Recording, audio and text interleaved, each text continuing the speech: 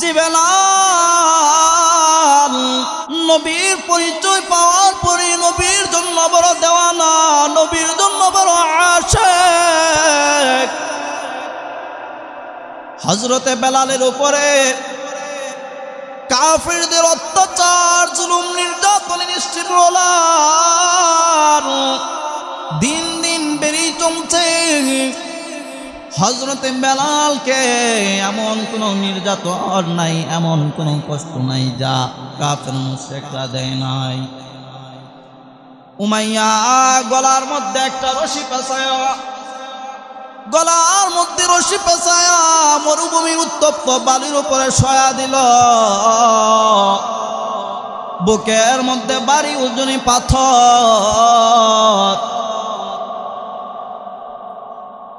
এই রশি পেঁচায়া বেলালকে টানে।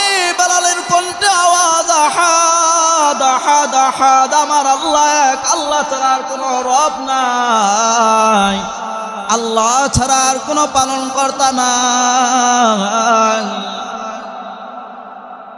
বেলালের চামড়াগুলো খসে খসে পড়ে যায়। কাফের মুশরিকরা বলে এই আহাদের কারণে, আল্লাহ নামের উচ্চারণের কারণে তোমার উপরে জুলুম, নির্যাতন, ইস্তেমলার চালায়, তথাপিও কেন তুমি আল্লাহর নাম উচ্চারণ করো? বেলালের কণ্ঠে আওয়াজ, আমি আমার আল্লাহ নামের মাঝে এত মজা পেয়েছি, দুনিয়ার সব ভুলে যেতে পারবো, কিন্তু আমি আল্লাহর নাম একটা সেকেন্ডের জন্য ভুলে থাকতে পারবো না। আল্লাহু আকবার। ঈমান। এই কারণে সাহাবায়ে কেরামদের স্কেল আল্লাহ দিয়ে দিলেন।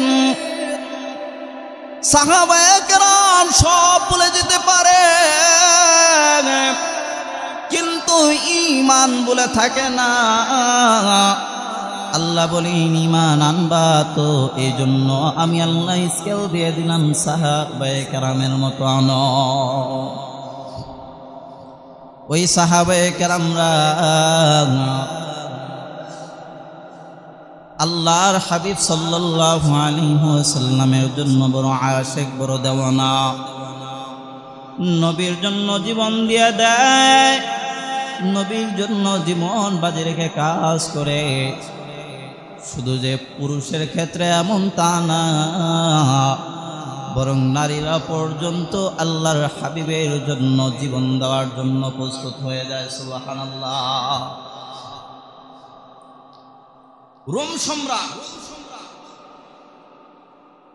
নবীজির কাছে চিঠি লিখেছে, দূতের মাধ্যমে প্রেরণ করলো নবীজির কাছে।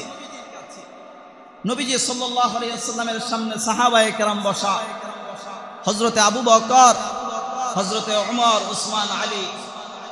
ওমর তো অত্যন্ত গরম মেজাজের মানুষ। নবীজি চিঠিটা খুললেন, চিঠির মধ্যে লিখেছে, হে মুহাম্মদ, আমার ইচ্ছে হয় আমি তোমাকে মেরে ফেলি। তুমি মক্কা থেকে মদিনার মধ্যে পালায়ন করে এসেছো। এই চিঠিটা আল্লাহর হাবিব সাল্লাল্লাহু আলাইহি ওয়াসাল্লাম পড়েছেন। পড়ার সঙ্গে সঙ্গে ওমর দাঁড়িয়ে গেল, আর নিজেকে কন্ট্রোল করতে পারলো না। হযরতে ওমর রাদিয়াল্লাহু তাআলা আনহু পয়গম্বরকে ডাক দিয়ে বলেন, ও পয়গম্বর, আমি আমার নিজেকে কন্ট্রোল করতে পারছি না, আপনি শুধু আমাকে অনুমতি দেন, তার গর্দান নিয়ে আমি আপনার সামনে এসে হাজির হয়ে যাব। নবী বললেন, ওমর থামো।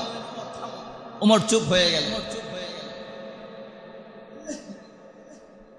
মক্কা বিজয়ের আগ মুহূর্তে নবীজি সাল্লাল্লাহু আলাইহি ওয়াসাল্লাম সাহাবায়ে কেরামদেরকে বললেন, ও সাহাবায়ে কেরাম, কাফের মুশরিকদের সাথে আমাদের যুদ্ধ হবে,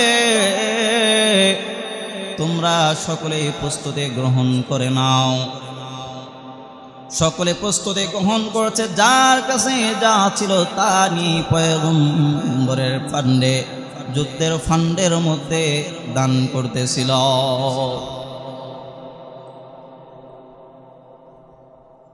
সকলে যুদ্ধের জন্য প্রস্তুত। একজন মহিলা ঘরের মধ্যে একান্তে ভাবতে লাগলো, আহারে প্রত্যেকেই বদরের যুদ্ধের ফান্ডের মধ্যে কিছু না কিছু দান করে, মহিলারা কানের দুল নাকের দুল পর্যন্ত নিয়ে বদরের যুদ্ধের ফান্ডে দান করছে, কিন্তু আমি কি এর থেকে মাহরুম হয়ে যাব নাকি? না না, এর থেকে মাহরুম হতে চাই না। ওই মহিলার স্বামী যুদ্ধের ময়দানের মধ্যে যায়, স্ত্রীকে ডাক দিয়ে বলে, ও পানের স্ত্রী আমার, আমি যুদ্ধের ময়দানে চলে যাই, জানি না আর কখনো দেখা হবে কিনা, আর কখনো তোমার সঙ্গে কথা হবে কিনা, তবে আমি যুদ্ধের ময়দানে যাই, তুমি আমার জন্য দোয়া করো যেন আমি শহীদ হয়ে আল্লাহর কাছে চলে যেতে পারি, তুমি আমার জন্য দোয়া করো। তবে তোমার কাছে আমার একটা ওসিয়ত,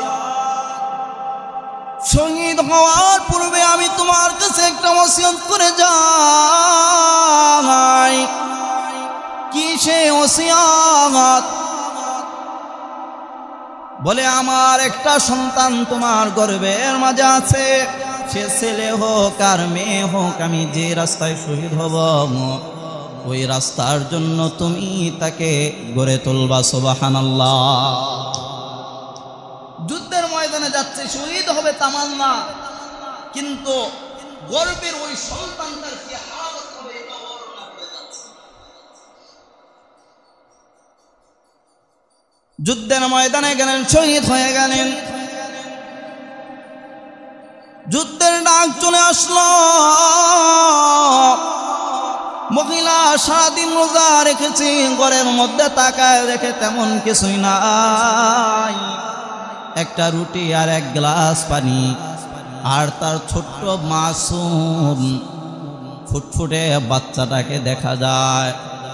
তোয়ালে দ্বারা এই বাচ্চাটাকে পেঁচায়া আল্লাহর হাবিব সাল্লাল্লাহু আলাইহি ওয়াসাল্লামের কাছে গিয়ে বলেন, ও পয়গম্বর, আমি আপনার দরবারে এসেছি। পয়গম্বর ডাক দিয়া বললেন, কেন এসেছো? বলে, ও পয়গম্বর, আরবের প্রত্যেকটা মানুষ মহিলা পর্যন্ত কানের দুল নাকের দুল পর্যন্ত নিয়ে যুদ্ধের ফান্ডের মধ্যে দান করছে, আমি মাহরুম হতে চাই না, এই জন্য আমিও কিছু শরীক হতে এসেছি। পয়গম্বর ডাক দিয়ে বললেন, কি তুমি দান করার জন্য এসেছো বলো? বলে, ও পয়গম্বর, আমি আজ সারাদিন রোজা রেখেছি, ঘরের মধ্যে একটা রুটি আর এক গ্লাস পানি, আর কিছুই নাই, কিন্তু আমি যুদ্ধের ফান্ড থেকে মাহরুম হতে চাই না, এই জন্য আমার ছোট্ট মাসুম নিষ্পাপ বাচ্চাটাকে পেঁচায়া এই মুহূর্তে যুদ্ধের ফান্ডের মধ্যে দান করে দিলাম। আল্লাহু আকবার। চিৎকার দিয়ে বলুন আল্লাহু আকবার। ও পয়গম্বর, তেমন কিছুই নাই, তেমন কিছুই নাই, এই মাসুম বাচ্চাটাকে যুদ্ধের ফান্ডে দান করে দে। নবী আমার ডাক দিয়ে বললেন, ঠিক আছে, তুমি তো তোমার মাসুম বাচ্চাটাকে যুদ্ধের ফান্ডে দান করে দিচ্ছ, কিন্তু বলো এই যুদ্ধের ফান্ডের মধ্যে এই ছোট্ট মাসুম বাচ্চাটাকে দিয়ে আমি কি করব? সে তো যুদ্ধ করতে পারবে না।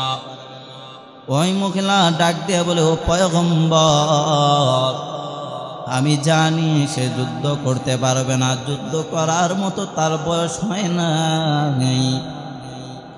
কিন্তু আপনি যখন যুদ্ধের ময়দানে যাবেন, ডান থেকে বাম থেকে, সামন থেকে পিছন থেকে আপনার দিকে যখন তীর আসবে, এমন সময় আপনি এই তীরকে আমার এই মাসুম বাচ্চাকে দিয়ে ঠেকাইবে। ঈমান। ও পয়গম্বর, আমার স্বামীর ওসিয়ত ছিল আমার সন্তানটাও যেন যুদ্ধের ফাঁদে আমি দান করে দেই। আমার স্বামীও শহীদ হয়ে গেছে, দুনিয়াতে আমার কেউ নাই, আমি চাই আমি একজন শহীদের মা হয়ে ধন্য হতে। সুবহানাল্লাহ। ওই যে রোম সম্রাট নবীজির দরবারে চিঠি লিখেছে তার দূতেরা সামনে, এই সমস্ত কর্মকাণ্ড তারা এখানের মধ্যে দাঁড়িয়ে দেখতে লাগলো। এমন সময় ওই দূত, রোম সম্রাটের দূতেরা এই দৃশ্য দেখে তারা আবার রোম সম্রাটের কাছে চলে গেল। রোম সম্রাটের কাছে গিয়ে বলে, আপনি কার কাছে পাঠিয়েছেন আমাদের? কার কাছে পাঠিয়েছেন? কেন, কি হয়েছে? বলে, আপনি মুহাম্মদ ইবনে আব্দুল্লাহর সঙ্গে যুদ্ধ করে কখনো সফল হতে পারবেন না।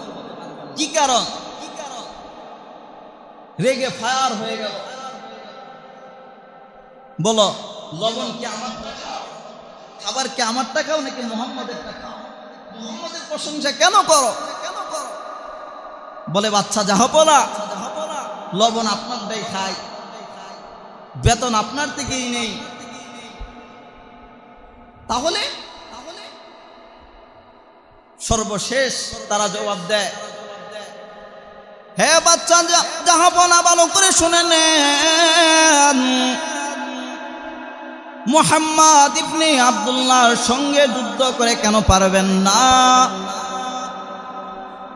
কারণ ছোট্ট মাসুম বাচ্চা, যে বাচ্চাকে মা সবসময় বুকের মধ্যে আগলে রাখে, ওই ছোট্ট মাসুম বাচ্চাকে যে যুদ্ধের ফান্ডের মধ্যে দান করে দিতে পারে, ওই জাতি যতদিন পর্যন্ত বেঁচে থাকবে কখনো ওই জাতিদের সঙ্গে মোকাবেলা করে কখনো পারবেন না। সুবহানাল্লাহ। এই জন্য আল্লাহ পাক বললেন, তোমরা তো ঈমান আনয়ন করেছ, কিন্তু ঈমানটা কেমন হতে হবে? আল্লাহ স্কেল দিয়ে দিলেন, আমিনু কামা আমানান নাস। ঈমান আনয়ন করো তো সাহাবায়ে কেরামের মতো ঈমান আনয়ন। সাহাবায়ে কেরামরা আপনার আমার মতোই চাকরি করেছেন, ব্যবসা করেছেন, অফিস আদালত করেছেন, সব করেছেন, তারপরেও তারা আল্লাহকে ভুলে নাই। আজ আপনি আমিও চাকরি করি, ব্যবসা বাণিজ্য করি, অনেকে নামাজ আদায় করি, ইবাদত করি ঠিকঠাক মতোই, কিন্তু আল্লাহর স্মরণ অন্তরের মধ্যে থাকে। নামাজ পড়ি, নামাজ পড়ার সময় আমাদের খেয়াল দুনিয়ার অনেক জায়গায় দিয়ে থাকে। আর সাহাবায়ে কেরাম কিভাবে ইবাদত করেছেন, কেমন আমল করেছেন, আমার সব কিছু পরে আগে আমার আল্লাহর ডাকে আমাকে সাড়া দিতে হবে। সর্বপ্রথম আমার কাজ, আমার চাকরি, আমার ব্যবসা বাণিজ্য সব ঠিক থাকবে, ওইগুলো ঠিক থাকুক বা না থাকুক, কিন্তু আল্লাহর স্মরণ থেকে যেন আমি গাফেল না হয়ে যায়, এই চিন্তাই ছিল সাহাবায়ে কেরামদের মাঝে। ইতিহাসের মানচিত্রে কিয়ামত পর্যন্ত মুমিনদের জন্য একটা অনুপ্রেরণা হলো এই বদরের যুদ্ধ। মাত্র ৩১৩ জন সাহাবায়ে কেরাম আর ১০০০ কাফের মুশরিক, তথাপিও তাদের মাঝে অস্ত্রের তো অভাব নাই, লোক সমাগমের দিক দিয়েও বেশি, কিন্তু আল্লাহর হাবিব সাল্লাল্লাহু আলাইহি ওয়াসাল্লামের ভরসা ছিল একমাত্র আল্লাহর উপরে। আর কাফের মুশরিকদের ভরসা ছিল তাদের নিজেদের উপরে, যার কারণে তারা পরাজিত হয়েছে।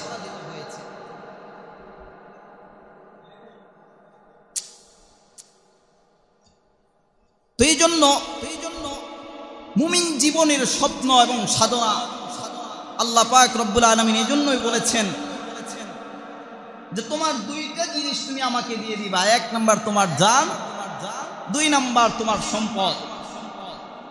আচ্ছা বলুন তো, আপনি আমি যে এই যে সম্পদ কামাই করতেছি, এটা কি আপনি আমি বলতে পারবো যে এটা আমার সম্পদ?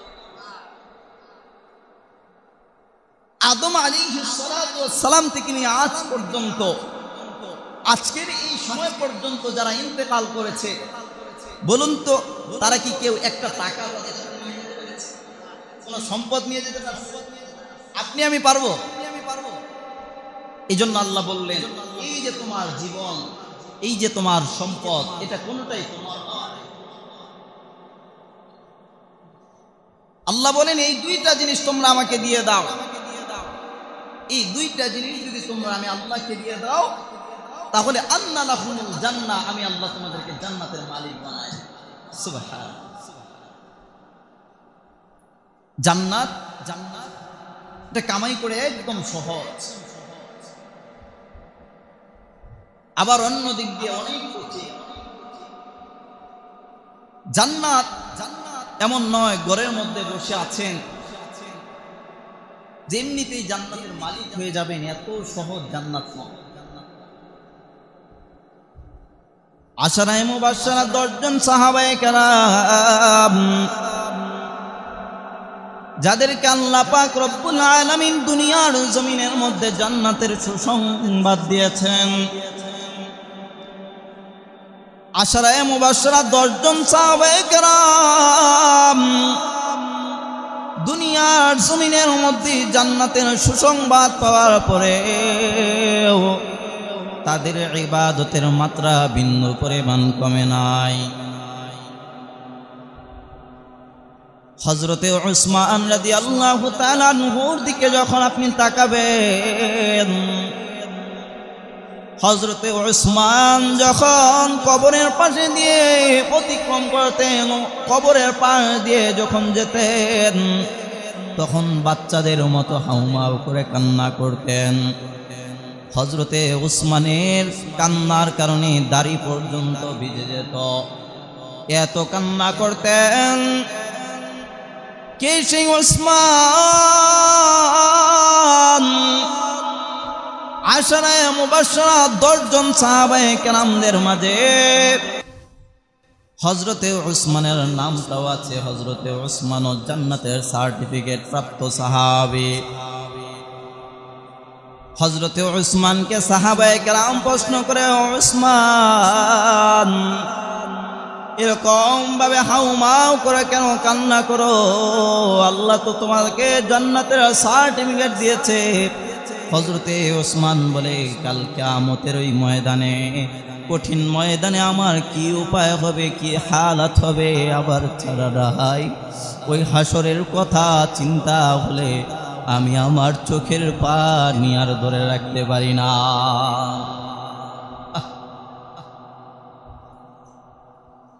হযরতে ওমর ফারুক আযম, কে সে ওমর? জান্নাতের সার্টিফিকেট পেয়েছেন। হযরতে ওমর হাউমাউ করে কান্না করে। সাহাবায়ে কেরাম প্রশ্ন করে, ও ওমর এরকম ভাবে কান্না করার কারণ কি বলো? আল্লাহ তো তোমাকে জান্নাতের সার্টিফিকেট দিয়েছে, তারপরেও কেন এত কান্না, তারপরেও কেন এত হতাশ? হযরতে ওমর ডাক দিয়ে বলে, ও সাহাবায়ে কেরাম, আমি কেন কান্না করি এটা তোমাদেরকে ভাষায় বোঝাতে পারবো না। আল্লাহ আমাকে জান্নাতের সার্টিফিকেট দিয়েছেন সত্য, কিন্তু যে আল্লাহ আমাকে জান্নাতের সার্টিফিকেট দিয়েছেন। আমি তো মনে করি আমার আল্লাহ যদি এই মুহূর্তে ঘোষণা করে দুনিয়ার সমস্ত মানুষ জান্নাতি, একটা মানুষ জাহান্নামী, তাহলে আমি ওমর মনে করি ওই জাহান্নামের আসামিটা আমি। আল্লাহু আকবার, আল্লাহর ভয়, যার কারণে সাহাবায়ে কেরাম দামি হয়ে গেলেন। আল্লাহর হাবিব জানা দেন, আসহাবিকান নুজুম ইহতাদাইতুম বিহি। আমার এক একটা সাহাবায়ে কেরাম তারা হলো আসমানের নক্ষত্র সমতুল্য। সাহাবায়ে কেরাম দামি হয়েছেন। সাহাবায়ে কেরাম জান্নাতের সার্টিফিকেট পাওয়ার পরেও তাদের চিন্তা, আরে হাসরের ময়দানে আমার কি উপায় হবে? আপনি আমি কি জান্নাতের সার্টিফিকেট পেয়েছি? আওয়াজ করে বলেন নাকি? তাহলে আপনার আমার চিন্তা কেমন থাকতে হবে? আপনার আমার চিন্তা চেতনা শুধু দুনিয়া দুনিয়া দুনিয়া। এই দুনিয়ার দিকে তাকালে আমি মাঝে মধ্যে অবাক হই।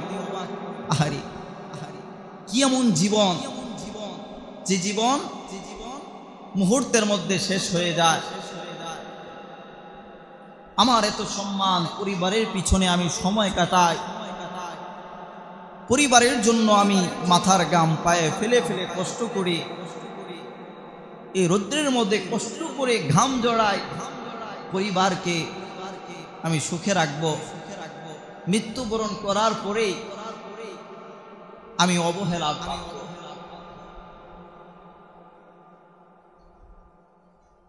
দুনিয়া থেকে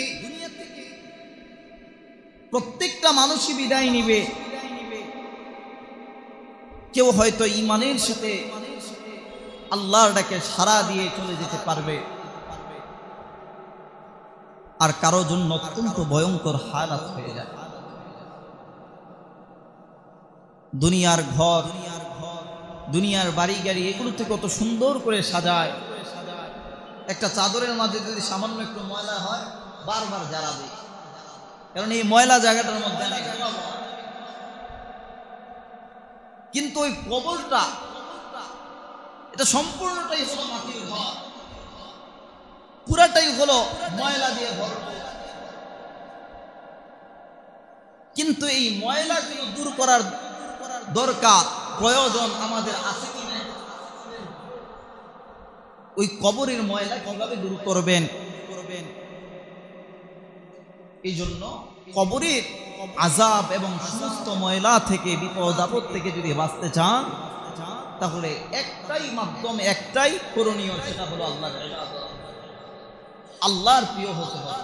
আল্লাহর প্রিয় হতে পারলে আপনার জন্য কবর জান্নাতের বাগিচা হয়ে যাবে। আর নচেত দুনিয়াতেও হা হুতাশ, পরকালেও যদি হা হুতাশ হয়, কি এমন জীবন করে গেলেন বলেন? এজন্য মৃত্যুর পরে আর আপনাকে আমাকে 1 মিনিট সময় কি দেওয়া হবে? যা করার দরকার সব আপনাকে আমাকে দুনিয়া থেকে করে নিতে হবে। এই যে দেখেন, যারা দেশ থেকে প্রবাসে যায়, যাওয়ার আগ মুহূর্তে মা বাবা সবাই বলে, দেখো আর কিছু রেখে গেছে কিনা, কাপড় চোপড় যে নিলা, খাবারগুলো, এই সবগুলো যে তোমাকে দিয়ে দিলাম, দেখো সবগুলো কি ব্যাগের মধ্যে ঢুকেছে কিনা, বারবার চেক করো। কথা কন নাকি? ঠিক কথা কন নাকি? তাহলে ওই কবরে যে আমরা যাব, কবরে আমাদের কি কি লাগবে, কি নিয়ে যেতে হবে, এইটাও আপনাকে আমাকে বারবার চিন্তা করতে হবে, বারবার চেক করতে হবে। আল্লাহ আপনাকে আমাকে সবাইকে ইসলামের সমস্ত বিধিবিধানগুলোকে মেনে আমলে পরিণত করে আল্লাহর প্রিয় হয়ে যেন আমরা আল্লাহটাকে সাড়া দিতে পারি। আল্লাহ আমাদেরকে তৌফিক দান করুক। সকলে বলি আমিন। ওয়া আখির দাওয়ানা আলহামদুলিল্লাহি রাব্বিল আলামিন। যারা সুন্নাত আদায় করেন সুন্নাত আদায় করেন।